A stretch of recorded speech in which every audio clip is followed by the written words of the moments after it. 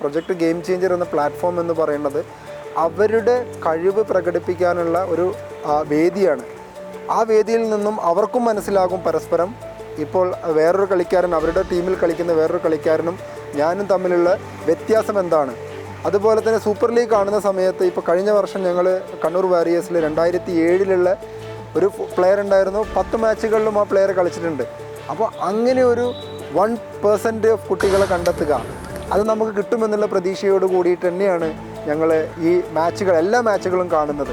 എല്ലാ മാച്ചും ഞങ്ങൾ സ്റ്റാർട്ട് ചെയ്യുന്ന സമയത്ത് ഞങ്ങൾക്കൊരു ആങ്സൈറ്റിയാണ്, ഓക്കെ ഇതിൽ നമ്മൾക്ക് വേണ്ട ആളെ കിട്ടുമെന്നുള്ളത്. ഇനി കിട്ടിയിട്ടില്ലെങ്കിലും ഞങ്ങൾ അതിൽ ഡിസപ്പോയിൻറ്റഡ് അല്ല. ആ കളിക്കാരെ വളർത്തിയെടുക്കുക, ആ ലെവലിലേക്ക് കളിക്കാരെ വളർത്തിയെടുക്കുക എന്നുള്ളതാണ് ഞങ്ങളുടെ ഉദ്ദേശം. നമ്മുടെ സൂപ്പർ ലീഗ് നടക്കുന്നത് ഓഗസ്റ്റ് മുതൽ അതുപോലെ തന്നെ ഡിസംബർ പീരീഡിലാണ്, പ്രീ സീസണും ഡ്യൂറിങ് ദി സീസണും. ഇത് ശരിക്കും ജാനുവരി വിൻഡോയിൽ കളിക്കാർക്ക് ISL I ലീഗ് എന്നുള്ള പ്ലാറ്റ്ഫോമിലേക്ക് ട്രാൻസ്ഫറിന് വേണ്ടിയിട്ടുള്ള ഒരു ഓപ്പർച്യൂണിറ്റി കൂടിയാണ്. ഭാവിയിൽ SLക്ക് കുറച്ചുകൂടെ ലെങ്തി ആകുമായിരിക്കാം, പക്ഷേ ഇപ്പോൾ ഇതിനുള്ള ഒരു ഓപ്ഷൻ അല്ലെങ്കിൽ പൊട്ടൻഷ്യലായിട്ടുള്ള കളിക്കാർക്കുള്ള ഓപ്ഷൻ എന്ന് പറയുന്നത് അവർക്ക് അവരുടെ പെർഫോമൻസ് ഹൈ ലെവലിൽ കാണിക്കാൻ പറ്റുന്ന ഒരു സ്റ്റേജാണ് സൂപ്പർ ലീഗ് കേരള എന്ന് പറയുന്നത്.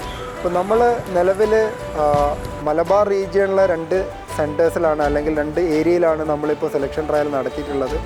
ഫുട്ബോളിൻ്റെ ഹബ്ബാണ് എന്ന് പറയുന്ന സ്ഥലത്ത്. ഇനി നമുക്ക് അടുത്ത 2 പ്രധാനപ്പെട്ട സ്ഥലം എന്ന് പറയുന്നത് തിരുവനന്തപുരം ഏരിയയും അതുപോലെ തന്നെ എറണാകുളം റീജിയനുമാണ്. ഒരുപാട് ISL I ലീഗ് കളിക്കാരെ പ്രൊഡ്യൂസ് ചെയ്തിട്ടുള്ള സ്ഥലമാണ്.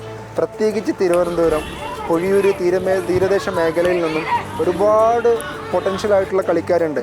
അവർ കേരളത്തിലെ ക്ലബ്ബുകളിലും ഇന്ത്യയിലെ പല ക്ലബ്ബുകളിലും കളിക്കുന്നുണ്ട്. ഇപ്പോൾ ബാംഗ്ലൂർ സൂപ്പർ ഡിവിഷൻ അല്ലെങ്കിൽ ബാംഗ്ലൂരിലെ ലീഗുകളിൽ പോയാൽ തിരുവനന്തപുരം ഭാഗത്തു നിന്നുള്ള ഒരുപാട് കളിക്കാരുണ്ട്. അപ്പോൾ തിരുവനന്തപുരം തീർച്ചയായിട്ടും നമ്മൾക്ക് ഒരു ഹോപ്പുള്ള സ്ഥലമാണ്.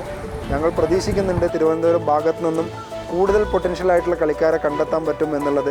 തിരുവനന്തപുരം ഭാഗത്ത് നമുക്ക് തീർച്ചയായിട്ടും ബോൺ ടാലൻ്റ് അല്ലെങ്കിൽ എന്താ പറയുക, ആ സ്ഥലത്ത് ജനിക്കുന്നതിനെ ഫുട്ബോൾ കളിക്കാരായിട്ട് ജനിക്കുന്ന ആളുകളുണ്ട്. പൊഴിയൂർ അതുപോലെ തന്നെ കോസ്റ്റൽ ഏരിയയിൽ കേരള ഫുട്ബോളിൻ്റെ ഒരു ഹബ്ബ് തന്നെയാണ് തിരുവനന്തപുരം. തീർച്ചയായിട്ടും വളരെ പ്രതീക്ഷയോടുകൂടിയാണ് കണ്ണൂർ വാരിയേഴ്സിൻ്റെ ടെക്നിക്കൽ സ്റ്റാഫ് എന്നുള്ള നിലയിൽ ഞാൻ തിരുവനന്തപുരം ട്രയൽസിനെ കാണുന്നത്.